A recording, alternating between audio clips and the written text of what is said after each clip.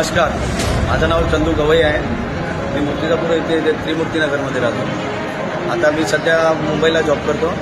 तर आज जेव्हा मी स्टेशनला आलो तेव्हा मला असं दिसलं की मी कुठेतरी दुसऱ्याच जंक्शनला उतरलो। मी इकडे तिकडे बघितलं, थोडेफार मला गावातले माणसं दिसले।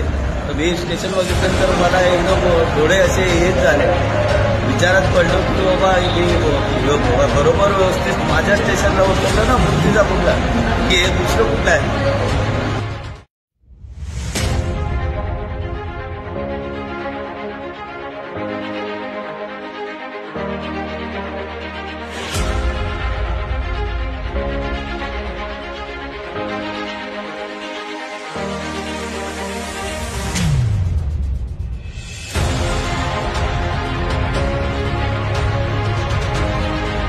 तर मित्रांनो, माझं नाव आहे मिर्झा सुल्तानजी।